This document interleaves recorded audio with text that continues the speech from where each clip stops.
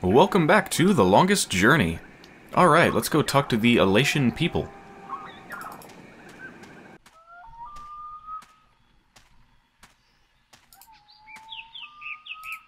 It's an old man, I think. Difficult to tell, since they're all kind of wrinkly. I don't think any of them are men. They're bat people. Hello. Good day, stranger.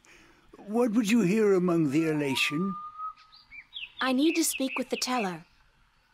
The teller? Go down into the city and you will see the castle. The teller, she keeps to the tower. She's old and her eyes don't take well to the sun.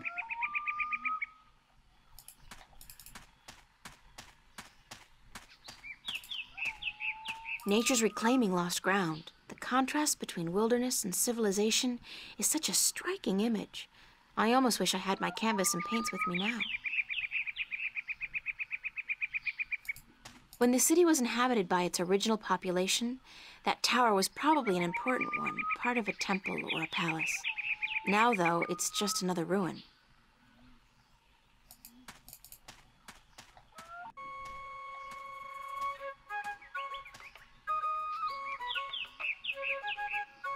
Is something actually playing that flute, or is that just music playing in the background? It sounds like it's coming from the right.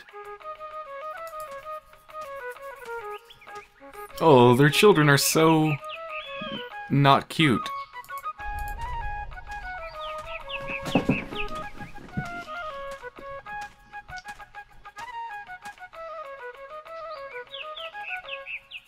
Hi there. What you doing? Playing? Yeah, what are you playing? Nothing. My daddy's in the castle watch. He's allowed to sharpen his claws. Really? My daddy owns a farm. Yeah? Do you have animals there? Sure. He has some cows and some horses and... What's cows and horses? Well, cows are big, brown, fat animals with 4 legs and white spots. And they go moo a lot. And horses? Horses are fun to be around.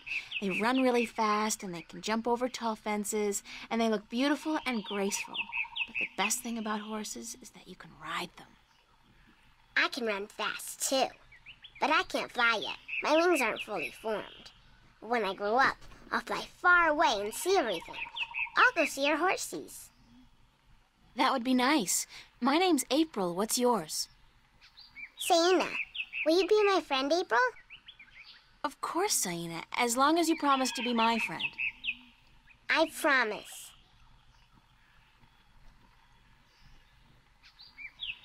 Where are the other children in your village? Oh, they're in school now. And why aren't you in school? Because I'm ahead of everyone else. I'm really smart, you know. I'm the only youngling to have learned the first tale this soon. So some days, I get to do what I want. It's a little boring, though. I wish I was in school. At least there I could sing and play and jump around with all the other children. Yeah, the first Alatien I talked to mentioned something about how whatever their name for the prophecy is, you know, the chosen person, how one of the elements of the prophecy is that they would be able to, what was it, like tell all of the tales or something? So it sounds like I need to learn all of their tales, and it sounds like those tales are taught to the children. So I guess everyone just sort of knows them?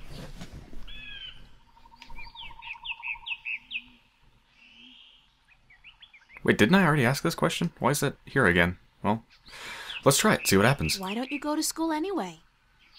Because they say I would just distract the other children who are still learning their first tales. It's not fair. I mean, I get to play by myself and everything, but that's not fun all day. And my mommy's working on her pottery at home, and she doesn't want me disturbing her because she might make a mistake. But the day after tomorrow, I get to go back to school, because then we're going to learn some more flying lessons. They're always a lot of fun, and I'm getting pretty good at that too. I bet. I wish I had wings like you do. Yes, they're very good to have when you fly. They're very important to have when you fly. In fact, you can't fly without having them. I thought you were supposed to be the smart one. No, I'm just kidding. Do you know where the teller lives? Over there in the castle tower. My daddy's watching the entrance so that only nice people can get in. Do you think he'll let me in? I don't know if you're nice, but you have to ask my daddy. Have fun, Saina. Are you leaving? Yes, I'm sorry, but there are some things I have to do. Grown-ups are always too busy. Yep, just saving the world, you know. Typical things.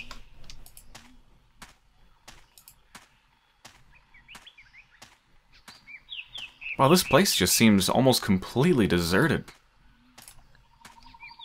It's a nest. They don't all seem to live in nests, though. There are quite a few inhabited buildings in this village.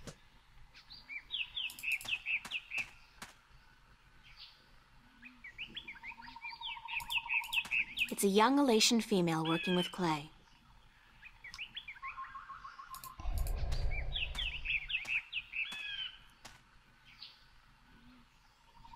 Be careful, don't come too close. I'm almost done with this pot. Sorry. Are you here to buy pottery? I didn't think traders were allowed up here. No, I came to speak with your teller. Really? I didn't know the teller spoke with anyone from the outside. You must be a very special girl. Supposedly. My name's April, by the way. Nima is my name. Nima of Ta'ama. The only Alatien village on Alace.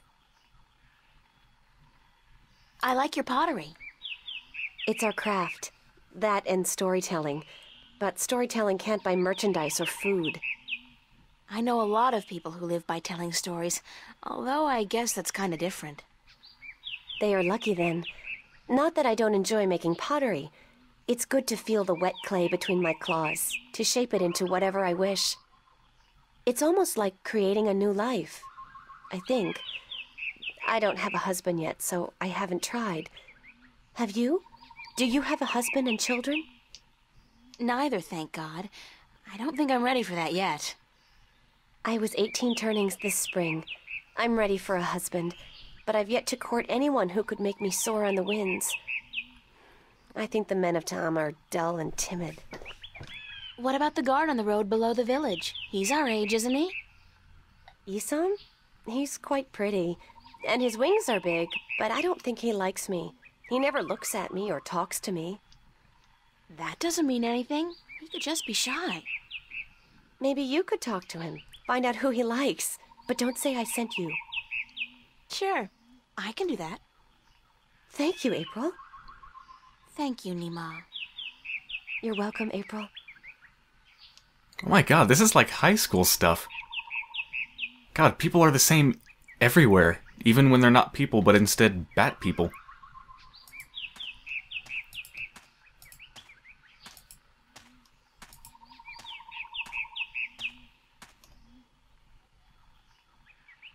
Well, I could go do that right now. Yeah, what the hell, let's go do it.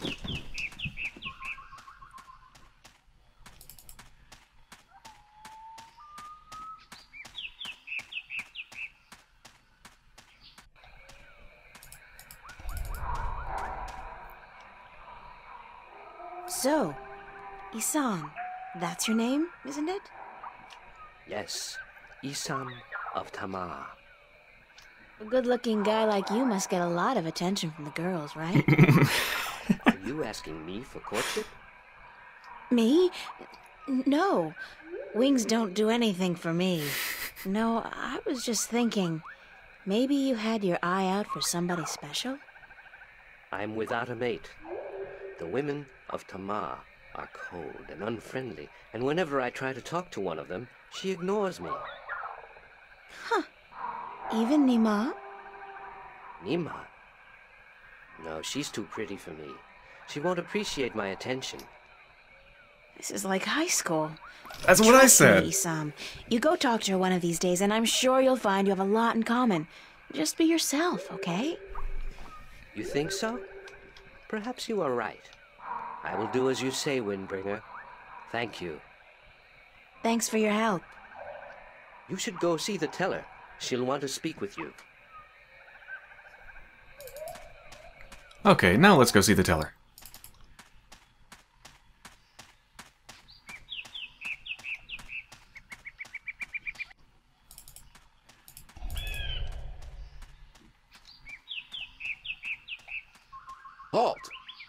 Who would visit the teller? I'm pretty sure I've heard this voice actor before also. My name's April. And what would you with the teller, human? I'm not sure, but I need to speak with somebody in charge.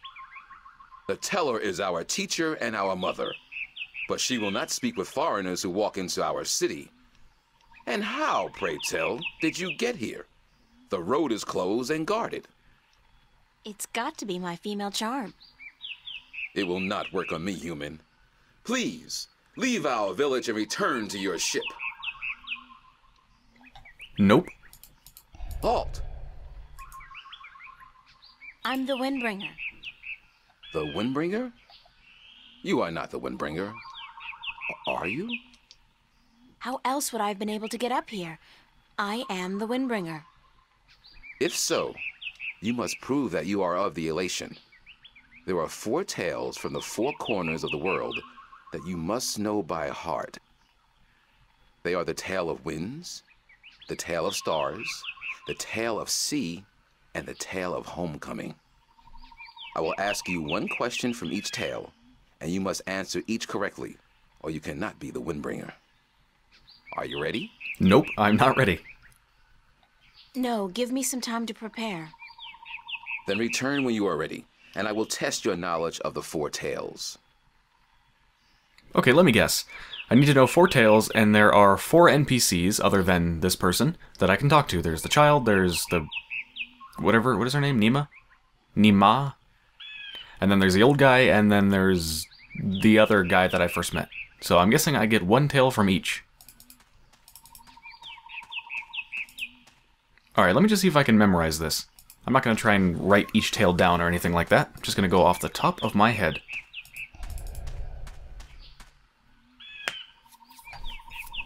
Hi, Nima. Hi, April. Do you know one of the 4 tales of winds, stars, sea, and homecoming? I had to learn the tale of homecoming. It took a long time, but I think I got it now. I'm better with pottery than I am with the tales, unfortunately. Do you want to hear it? Please. Very well. This is the tale of homecoming, my tale, and I shall tell it in my own words, as told to me by my teacher, in her words, and by her teacher in turn. Moran was a handsome young Alatien man with strong wings and a hardy beak. He lived below the white cliffs, where the water was salty and the fish plentiful. Moran was betrothed to Anara, the loveliest girl there ever was. She was fair and slender and tall, and her eyes were the clearest shade of blue. But Moran was hesitant to enter into union with Anara, to become her husband and to give her children. He would always come up with a new excuse for why they had to wait a little while longer.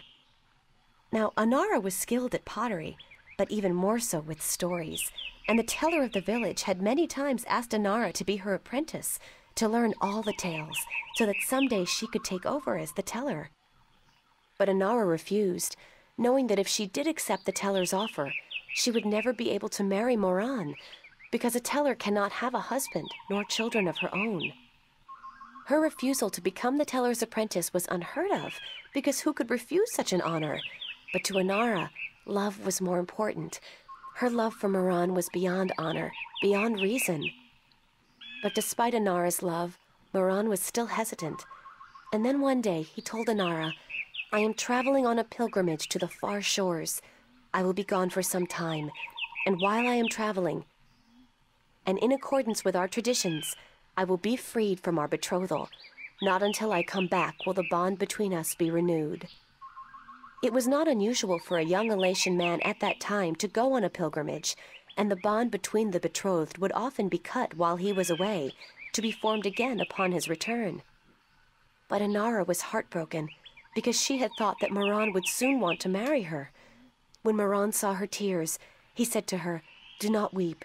When I come back, I promise I will marry you. Just wait for me, and stay with your pots, to make the time pass quickly." And then Moran left on his pilgrimage to the far shores. Many years went by, and Moran had exciting adventures on the far shores.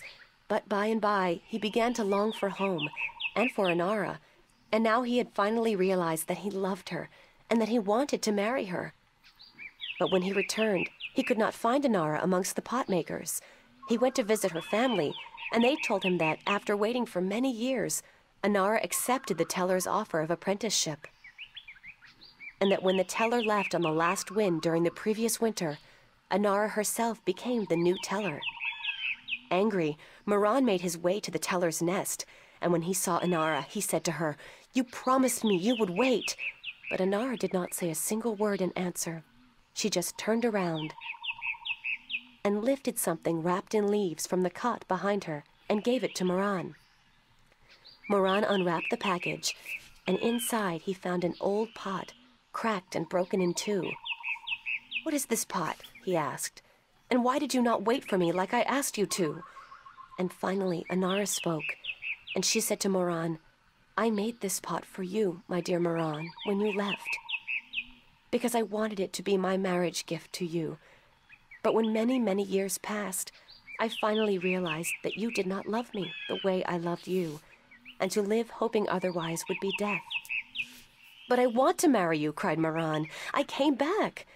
But Inara just nodded at the broken pot in Moran's hands and said, "Like an old pot that is left without care, a heart may break in two, and a broken heart can never be mended." And so Inara turned away, never to speak with Moran again, and Moran's heart, like the pot that was left untended, broke in two, because absence makes a heart brittle.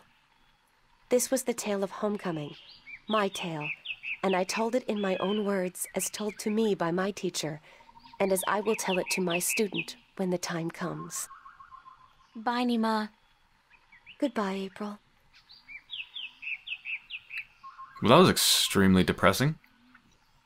But actually a very well told story.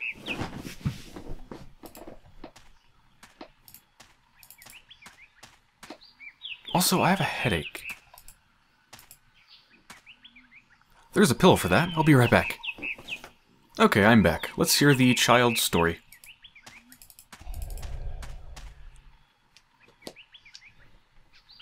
Hi, Saina. Hi, April. You're so cute. You look like a little demon. Do you know one of the 4 tales of winds, stars, sea, and homecoming? Yes, my mommy taught me the tale of the stars. It's a really pretty story. You want me to tell it? Please, Saina, I would like that very much. Okay. This is my tale, the tale of stars, and I tell it to you in my own words, as it was told to me by my teacher in her words. In the small village of Jinjay near the rumbling hills of Onion, there lived a girl called Mona. She was a curious girl, and she would always get in the way of grown Alatien. "Go play somewhere else," they would say to Mona, but she didn't want to play with the other children. She wanted to be where the grown-ups were, to see what they were doing, and learn from them. But one day, after getting many complaints from the pottery makers and guardsmen and traders and soldiers in the village, Mona's mother told her that she wasn't to interfere with the grown-ups anymore, and that instead she could go play with the other children, or sit still and draw or work with clay. But Mona was always curious, and now, since she wasn't to be among the grown Alatien anymore, she decided to go exploring the forest that lay just outside of the village of Jinjay. She had many times been forbidden to enter the forest because it could be a dangerous place, but Mona was very curious. Of course, she wasn't planning on going far into the forest, but then her eye caught sight of a white flufftail hopping through the tall grass, and Mona, curious as ever, gave chase. The flufftail ran away into the forest, and Mona followed, blind to where she was going and interested only in catching the white flufftail so that she could keep it as a pet. But then, after a good while, the flufftail disappeared into a hole in the ground, leaving Mona alone in a small clearing, somewhere deep inside the forest. She was exhausted after running after the flufftail for so long, and as she looked around the clearing at the unfamiliar trees and flowers, she realized that she hadn't been paying attention to where she was going. Not for the first time her curiosity had gotten the better of her, but this time it was serious. Mona was too young to fly, and she had very little sense of direction, and chasing the white fluff tail had made her dizzy and tired. It was getting darker, and Mona was all alone in the deep, dangerous forest, too sleepy and too scared to be able to go anywhere. Mona curled up with her wings wrapped around her under the leaves of a tree and began crying. Soon it got really dark, and somewhere, not far away, wolves started howling at the moon. Mona was so scared she was petrified, but after a while her exhaustion got the better of her, and she fell asleep. She woke up when she heard a voice calling her from somewhere far above. Looking up at the starry sky, Mona saw a vision of the spirits of 5 tellers gazing down at her. "You have let your curiosity leave you astray," said one. "You are lost, and you deserve to be lost," said another. "Poor little girl," said a third. "We will help you home," said a fourth. "But remember this," said the 5th spirit. "We will lead you back to your village and to your mother only if you promise us one thing." "I promise," said Mona. "Whatever it is, I promise I will do it."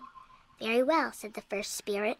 "You will make the story of this night into your own tale, and you will call it the Tale of Stars."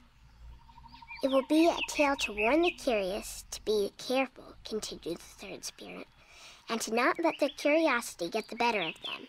And," said the 2nd spirit, "to remind the Alatien that the spirits of their tellers watch out for them when they most need it." And so the spirits of the 5 tellers guided Mona through the forest, and by dawn she was home. And Mona did tell her tale, the Tale of Stars, to everyone in the village, so that everyone would remember that the curious must be cautious, and that the spirits of the tellers are always watching. This was my tale, the Tale of Stars, and I told it in my own words as my teacher did to me. That was a beautiful tale, Saina. Thank you. Bye-bye, Saina. You're leaving again? I wish you could stay. Me too, Saina, believe me. Alright, let's go talk to the old man-bat person.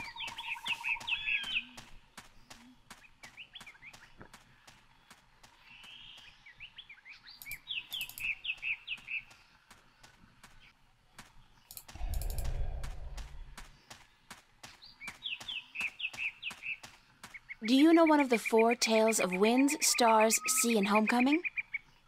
Mine is the tale of sea, human. Would you mind telling it to me? I would be happy to do so. This is the tale of sea, told in my own words, as it was told to me by my teacher in his words, and to him by his teacher in his words. This was a very, very long time ago, when the Alatien were a strong people, and we could spend days riding the hot winds above the seas. We hunted fish then, and we were at war with the Merum, the wet-tails.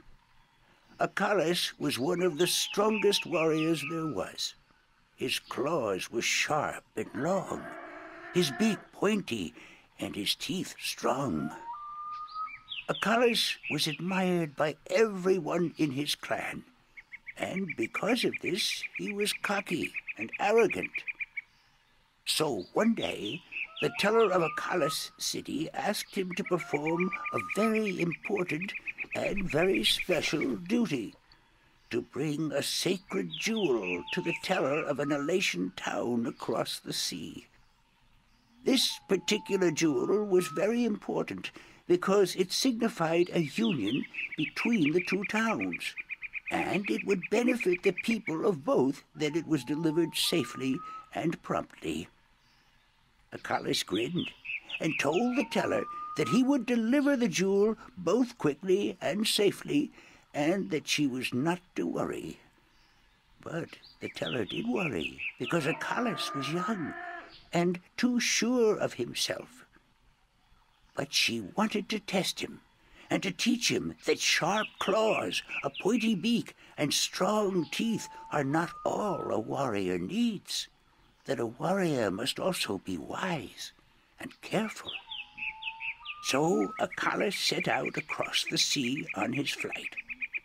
It was on the 4th day that he spotted something in the water that caught his attention, and forgetting his duty and following his curiosity, Acalus dived towards the water to investigate. When he came closer, he saw that there were merum in the water, foolishly hunting close to the surface, and Acalus saw an opportunity to again prove his might as a great warrior to his people, and to capture the fins of a few wet-tails. But this time, Acalus' arrogance got the better of him, because the merum had set a trap. As he dived towards the merum with his claws, a spear shot up from the water to hit him. Acalus struck the water and dropped the jewel he was carrying, and it was all he could do not to drown. Acalus was bleeding, and the merum were grabbing onto his wings and his legs, but he fought bravely, and finally he managed to escape. But even though he now lived, he was dead inside, because the shame of losing the sacred jewel would always be with him. Acalus could not return to his village, because he had neglected his duty to his teller and to his people, and so he went away to a small island where he could be alone. To himself and his people, Acalus now became the Lost One, he who had been on a sacred mission but had failed in his arrogance. A year passed, and one day Acalus met with human traders from a ship that came close to his island. From the traders, Acalus heard speak of a hideous creature that lived in the sea, the Octowoe. The Octowoe was said to have a third eye, like a jewel, and that this eye pulled hapless sailors into its deadly 8-armed grasp. Acalus knew immediately that the Octowoe's third eye had to be the jewel that he lost in the sea a year ago, and he now saw the opportunity to redeem himself. But Alatien were not used to water, and the thought of submerging himself in the cold, harsh ocean chilled Acalus to his heart. But he was the Lost One, and if in his death he could at the very least redeem himself, to his own heart then it would be worth it. So Acalus fashioned himself a spear, because in the water his claws and his beak would be too slow, and he flew out to where the Octowoe was last seen. And then Acalus dived into the sea. The dark water closed in on him, and his wings and legs went numb. But still Acalus kept pushing down until he saw the lair of the Octowoe. Spotting Acalus, the Octowoe attacked, and Acalus saw the monster's third eye, his sacred jewel, shining bright in the darkness, and his heart was filled with a sense of duty and courage that he had never felt before. But as he began fighting the 8-armed monster, Acalus realized that if he were to fight like he usually did, he would not stand a chance. He would have to think differently. And so Acalus tricked the Octowoe into following him through a tight chasm where the monster got stuck. And then he swam above it, and using his spear, tipped a rock on top of the Octowoe. Swimming back down again, the Octowoe was flailing helplessly. Now, almost out of air, Acalus took the sacred jewel from the Octowoe's head and swam back up. Finally, Acalus could deliver the sacred jewel to the town across the sea, and upon returning to his village, he went to the teller, bowed his head, and said, "Forgive me, teller, for in my arrogance I thought I could do everything. But I could not, and I became the Lost One because of it. You were lost, said the teller, but you are no more. Because now you see the limits of your own strength, and you will know that a warrior must be careful and wise, in addition to being strong and fierce.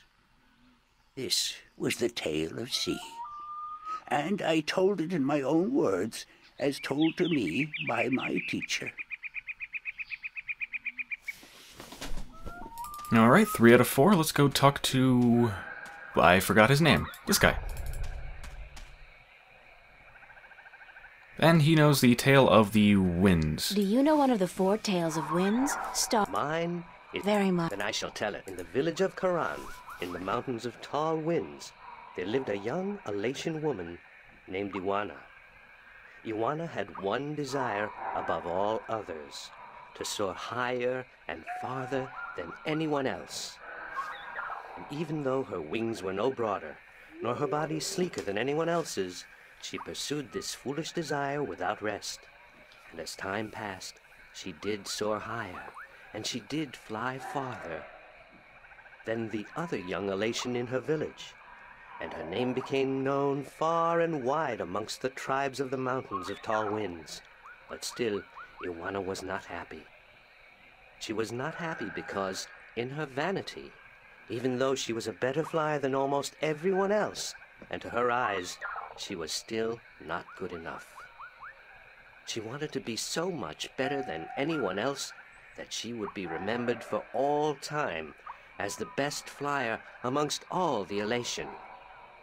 And so one day, Iwana decided to climb to the top of Mount Bakta'ana, the Tower of Light, and to soar from those giddy heights to the ends of the world.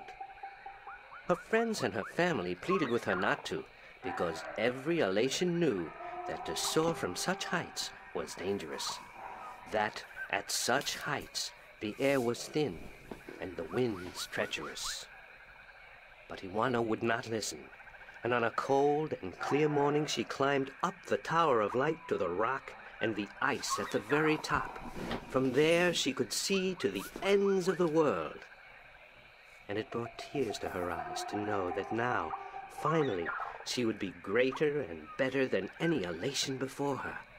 And so Iwana spread her wings and leaped off the mountain.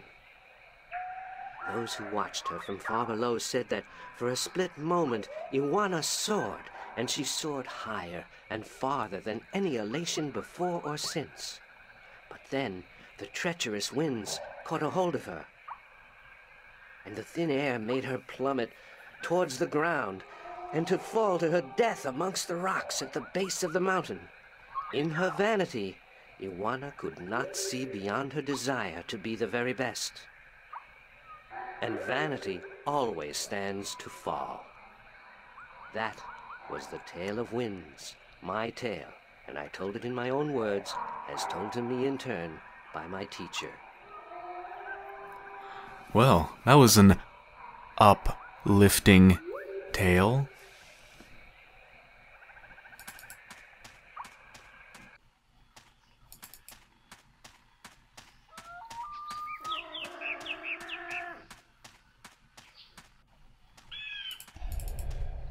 Alright, hopefully I've remembered them well enough to be able to pass this test. Are you ready for the questions now? Yep, I've even got my Scantron. Yes, ask me the questions. In the Tale of Winds, which mountain did Iwana fall from in her vain attempt to fly? Mount Everest. Yeah, it's Bakta'ana, the Tower of Light. Mount Bakta'ana, the Tower of Light. That is correct. In the Tale of Stars, what did Mona see in the sky that helped her find her way home?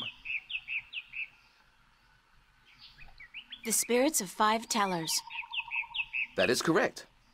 In the Tale of Sea, what creature did the Lost One battle in his quest to recover the sacred jewel? The Octawo? That is correct. My final question to you is this. In the Tale of Homecoming, what was given to Moran by his teller when he returned from his pilgrimage.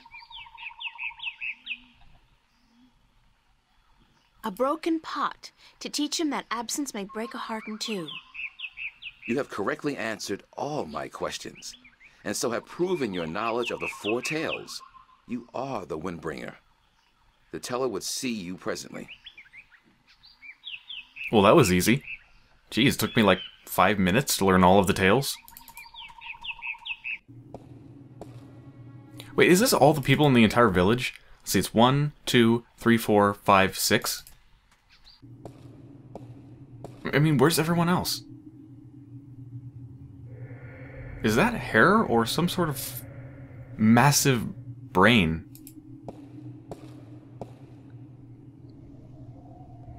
What are you doing here all day? Do you just talk to the walls? I mean, I suppose the walls are pretty good listeners, but that's kind of boring. Come closer, human. Closer. I cannot see your face.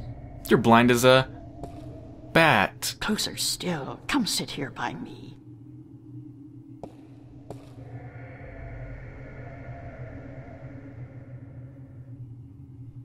There you are. You see, my eyes are not what they used to be. Ages ago, I could spot a ladybug crawling up a straw of grass from 15 tree lengths up. Now, I have a hard time seeing my supper. But my ears, balance be praised, my ears, they are as good as ever. I could hear you outside, learning the tales my children tell. You are a good listener and a fast learner. They were interesting stories, and your people told them well. That is what we do.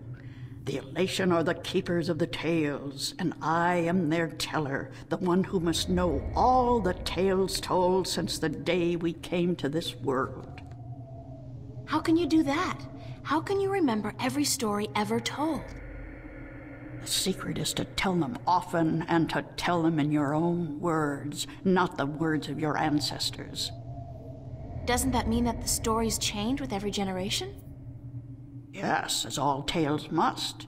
Change is important. Otherwise, the tales will have no meaning to us.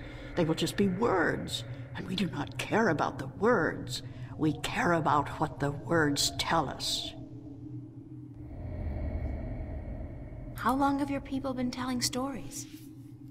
Since the beginning, human. Since we came to this world a long, long time ago. You're not from Earth? From Arcadia? Not according to our tales. We came on a great wind before the divide, when the earth was one and humans had yet to learn of magic and science. But we were a different people then, and the tales we tell from that time are vague and incomplete. Like myths and legends, the younger Alatien pay little attention to these tales. Sometimes I worry they will be lost with me, these tales, and I am getting old, very old. She said something about how humans, before they learned of magic and science.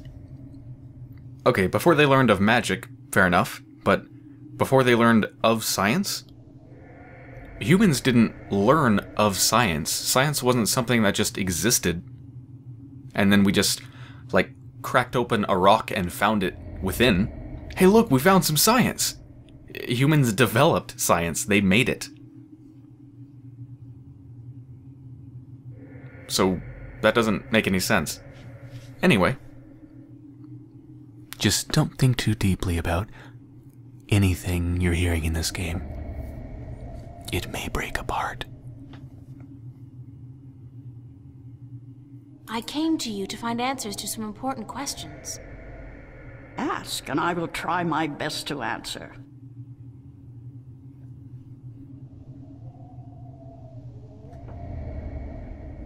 Have you heard of an ancient god or dragon that lives beneath the sea? Once, long ago, when my people lived in harmony with the Merim, there were stories of an old god worshipped by the Merim who resided deep in the darkest depths of the ocean. According to legend, the old god had once brought the Merim into their realm, into the ocean, and he was now sleeping, resting before the journey back. Back where? To a great ocean amongst the stars.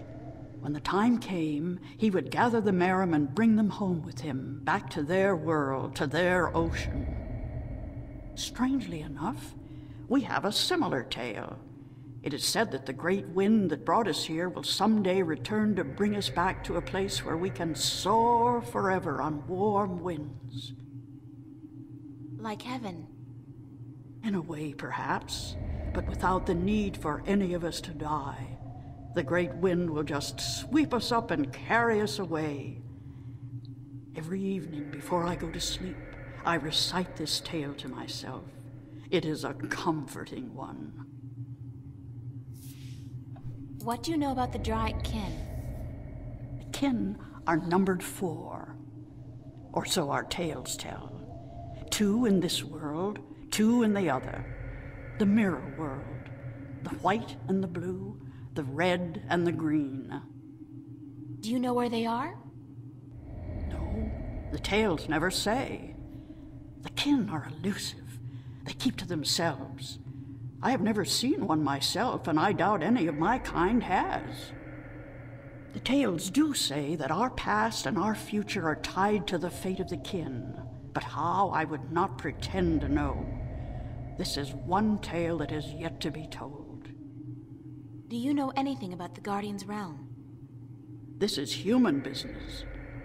Would you not know more than I? Your people are the keepers of the tales. You remember more than humankind has forgotten. Please, I need to hear what you know. That is very little. The Guardian's realm is home to the Guardian in his tower. No one is permitted within except the Guardian who was, the Guardian who is, and the Guardian who will be. And of course the Dryad kin, who were instrumental in its making. Have you ever heard of the existence of a hidden entrance to his realm? Oh, yes. Yes, I have heard tell of such a thing, though I would not know where it is. I gather that one of the kin may be able to tell you. Thank you. I don't have any more questions. I am glad I could help you with some answers. I'm the Windbringer. I know you are. It's strange to me to hear those words spoken. I did not think they would be in my lifetime. But here you are, standing in front of me as real as the sky is blue. I'm sorry I have to ask, but what is it that the Windbringer is supposed to do for you? I did not expect you to walk in here and have all the answers, child. The balance has both blessed you and cursed you, and it has sent you here to do what it wills. The Windbringer is said to be the first sign of the great wind that will take us away from here. For a long time, the Alatien have lost the strength they used to have. Our bones have become weak, and our wings fragile. Where we used to be able to soar for days on strong winds, we are now using our legs to walk rather than fly. Why this is, we do not know. 10 yen. You know of the reason for this? I'm just guessing, but it makes sense. Go on. The tales also say that the Windbringer will unite us with our past and end the age-old strife. I know. You must make peace and be reunited with the Merim. You share a common ancestry. I have always thought we did. The tales were too similar, the signs clear. But my people, they will have a difficult time understanding why and how this can be. If you don't, both the Alatien and the Merim will die out. When war broke out between your people and you were forced to move up into the mountains, it compromised a precarious symbiosis. A substance called tanyan was abundant where the Merim and the Alatien lived in close proximity. It brought fish and heat and light to both your people. But now, living up in the mountains, your way of life, your diet, your customs and habits, they've all changed, and that's probably the cause of your brittle bones and fragile wings.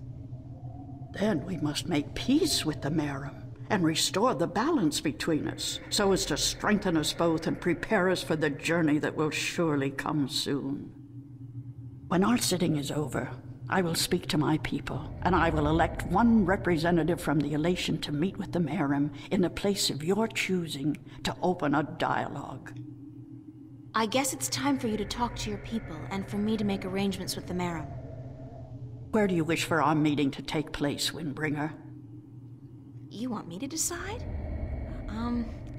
Well, I know. Send your ambassador down to the ancient caves by the beach. Inside, there are remnants of an old Alation settlement and a Merim city. It's a good place for your two people to meet, don't you think? Yes. And could you ask if they would bring their half of the stone? The stone? You have the other half? We have held on to it for centuries, knowing that someday it would be of use to the Windbringer. It will, trust me. Then we must make haste and arrangements. It is an important day, so let us not waste light. Go and wait for my ambassador in the caves.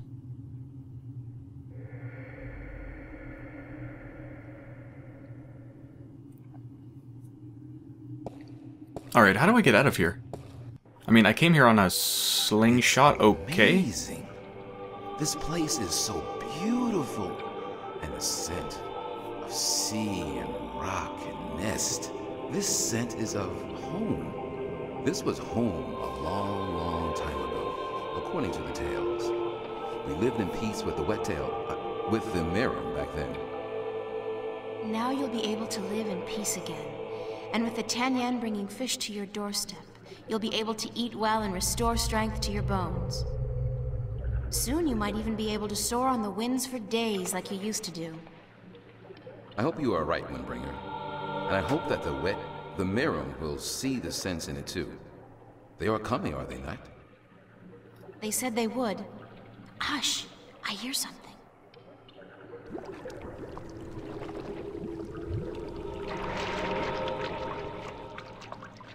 We are here, Water Stiller, as was promised. Good.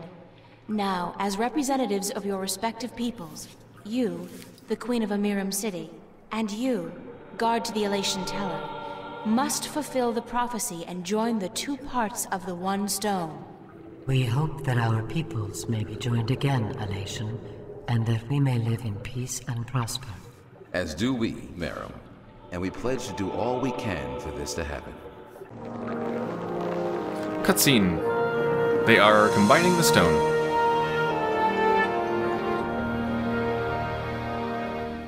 The stone is now whole, Windbringer.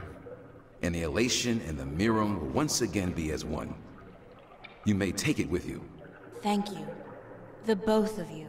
Come now, April, and we will take you to our sleeping god. May his wisdom guide you and lead you down the right path. I've always wanted to talk to a sleeping god. Oh, another cutscene. April is underwater, with a light, standing on some sort of rock. She's jumping down off the rock, heading towards, I presume, the sleeping god. She's going into the depths. Down, down, down.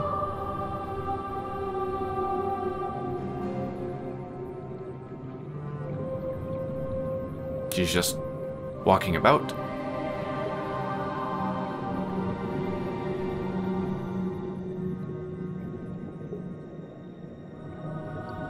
Some sort of an extremely bright light down here.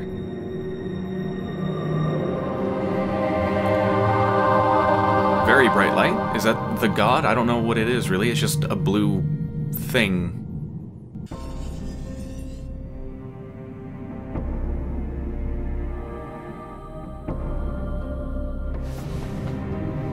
Okay, I guess the ancient god is in here. What if I put down in my diary? It's been a pretty busy day. Yeah, I just unified two people that have been at war for, I don't know, hundreds of years or something. And I'm about to talk to Cthulhu or something. You know, no big deal. Just a standard Saturday late afternoon.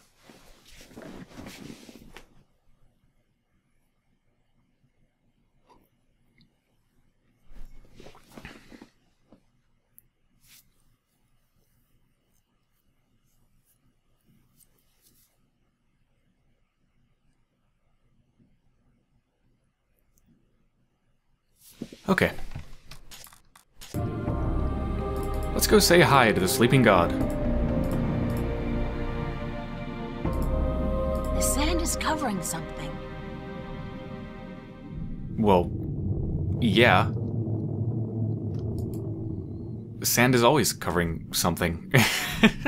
It's always covering something. I'm so deep now, I really should have been crushed by the pressure, but I feel fine. Wet, but fine. Yeah, how is she surviving the pressure? I'm pretty sure swallowing a pearl or shoving a polyp in your mouth won't solve the slight problem of being crushed by all of the pressure.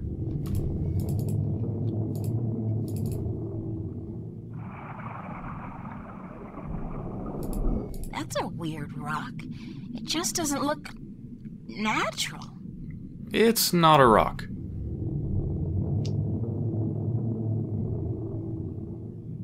Alright, let's go inside. It's some kind of organic sensor.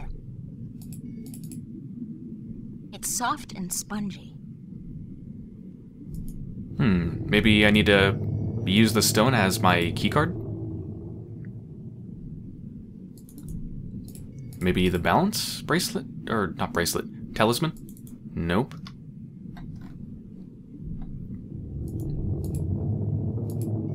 That's a weird rock. Feels more like a shell than a rock. I don't think it's a rock. I think it's alive.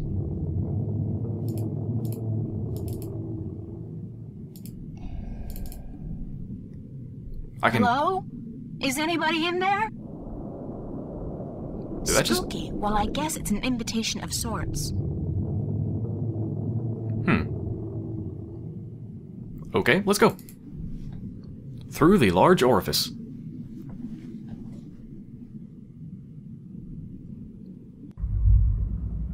There's air in here. And it's dry. I swear I'm never taking a bath again. This looks like a massive eye. That doesn't look like a natural protrusion. It's too big and round. That really looks like an eye. I think it is. I know you. Yep. Oh, it's cutscene. The eye just opened. Do not be afraid. I know what you are. You do? Yes. Yes. What would you hear? I do not like to be disturbed. I wish to be left alone. I wish to rest until the day of Ascension.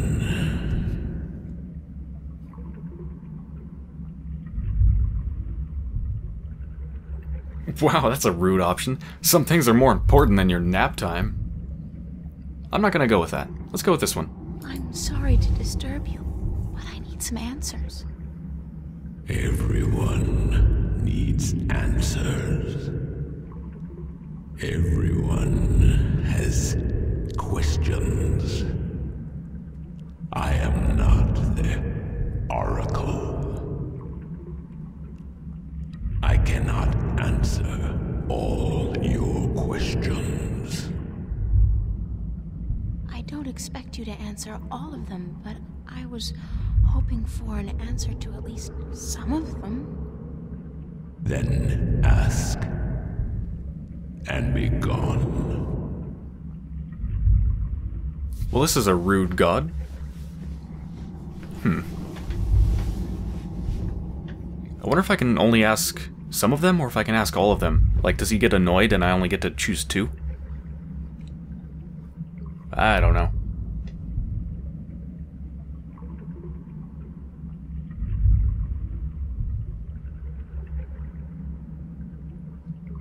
Let's be selfish.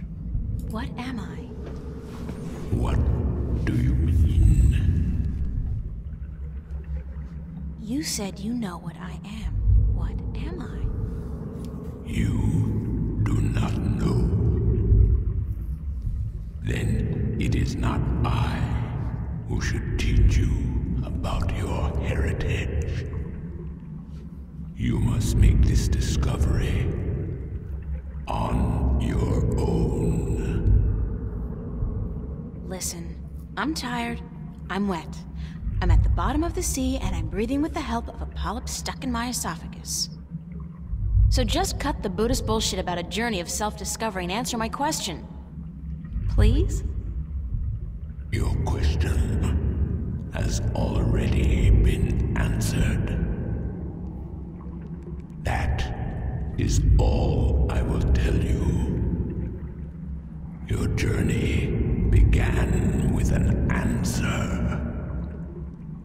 It is only now that you know the question. Well, that clears things up. That's so not helpful, but thank you. My journey began with an answer. What? What did my journey begin with?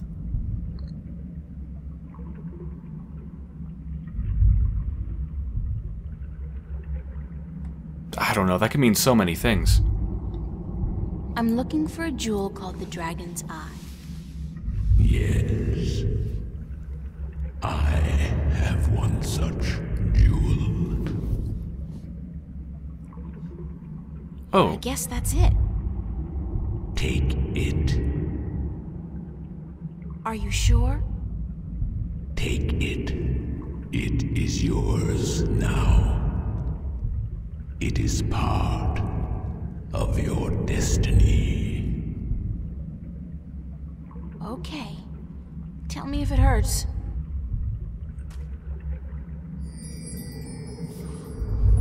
What is the day of Ascension? The day when the kin return home. When my siblings come to me, and we rise toward the stars for our journey back to our cradle. This is the day of Ascension. So you're going back to wherever it is you came from? We will, eventually, when everything is ready. When what's ready? I will not answer that question. It is not necessary for you to know. I need to know where I can find the gateway to the Guardian's realm. So you come to me. They told me, well, they as in the few people who could tell me anything at all, they told me that if anyone would know, it'd be you. I know. When the Earth was divided, there was a doorway left open where the tower was built. But it's moved, hasn't it? That spot. When Stark and Arcadia were created, that spot moved somewhere else. Into the sky. Amongst the stars. But where? I knew you were coming. Your journey has not been a quiet one. Even down here, I could hear you. I speak with the Dark People. They are my messengers. They have prepared a map for you with the entrance you are looking for. You knew I was coming and why? Then, okay, I know this is probably a futile question, but why didn't you send the Dark People to me earlier? You could have saved me a lot of time and hard work. You are afraid of time and hard work. No, but it's the principle of it, isn't it? No, it is not. You had prophecies to fulfill. You had a purpose. Bringing my children together in preparation. This was important. And for that, I thank you. Now, I wish to sleep. You said something about a map? The Dark People have it. They will meet you.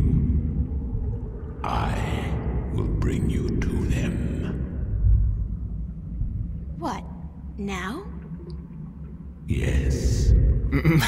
Hold on. Okay. Teleportation? Cutscene. The dragon thing is now on the surface of the water. It is swimming.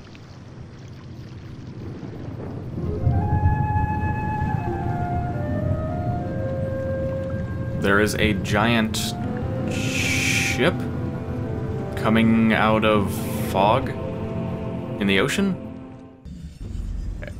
And now I'm here. You know as much as I do. Okay. The best transition ever. The ship is enshrouded in a thick fog, very mystic-like.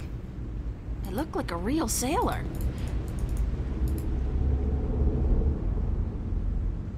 Hi, dark person. I can't see the face, but I think it's a man. A tall man wearing a dark cloak. He's one of the Dark People, whatever they are. Thanks for taking me on board. Who are you? Well, I thought you... I mean, didn't the old dragon... Well, I'm April Ryan, from Stark, and I guess you're a dark person. But who are you? Not another one of these people. I'm just a student. Not anybody special. You are special. Who are you? I'm not. I'm just... I'm the Windbringer. I'm the Water Stiller. I'm April Bondu Mbata of the Banda and the Venar Kangang La. I'm a shifter. I will someday become the 13th Guardian, the protector of the balance. And I'm April Ryan. This is who I am. Yes, that is who you are. And you are a wave.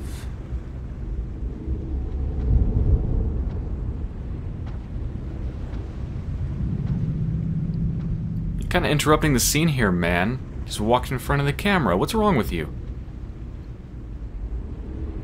Why am I, a wave? You have a purpose. You play an important part in the cosmos. A wave is someone who propels people and events toward change, towards the future. And that's what I do?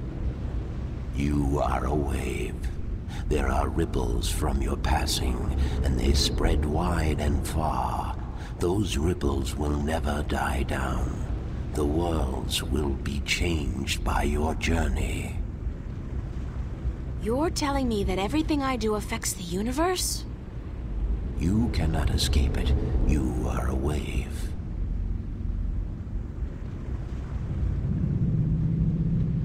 The ancient dragon, the blue of the Drake kin, told me you had a map for me. A map of stars, yes. It was made for you in our library, and given to me to hold. It is yours now. Keep it well. It is the only one.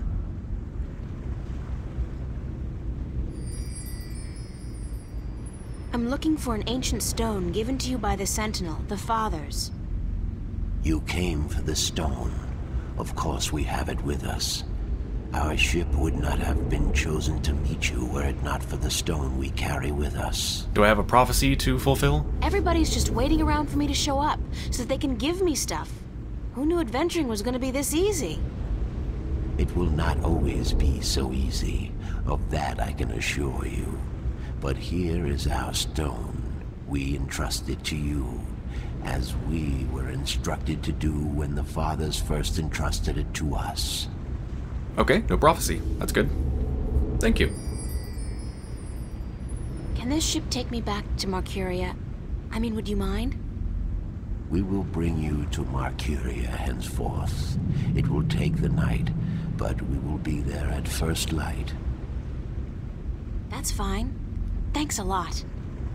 You are free to rest here, to sleep, while we travel. The flames will keep you warm, but do not move too far away. My brothers are not friendly with outsiders. They do not take kindly to intrusion. I'll keep that in mind. I'm staying right here. Good. Sleep.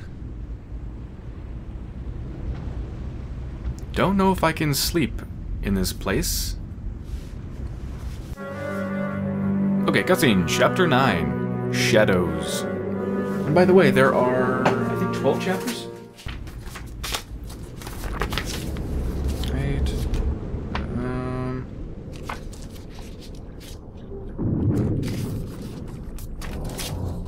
It's just a black screen right now, by the way, for me as well. I'm not sure what's going on. Let's see. Oh no, there's actually 13 chapters. Yep. Still got a ways to go. It's a very long game.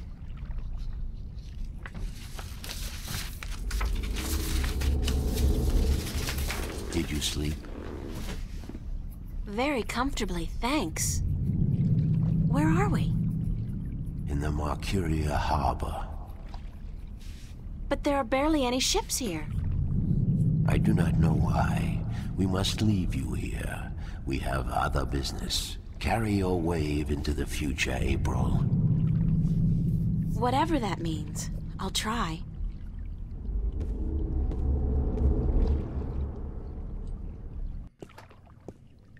Where did all the ships go? They're gone. This can't be a good sign. I mean, duh. The city looks strangely quiet and deserted. And the sky, those are not ordinary clouds. They look more like smoke. What's going on here? Shit, I think the town's been raided.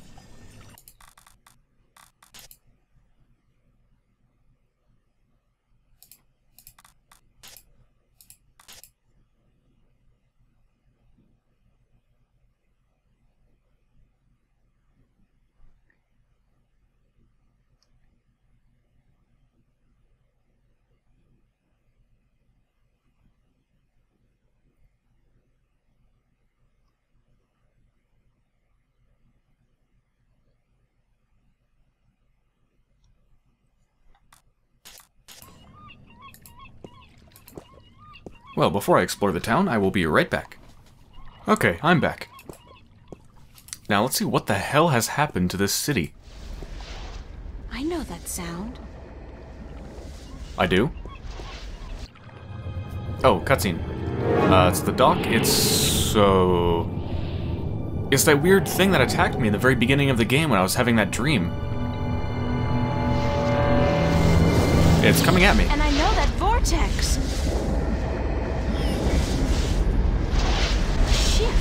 Cortez must have found me, and just in the nick of time, too. God, that was close. What caused that shift to open just in time? It has to be Cortez. Finally. Hello? Anybody there?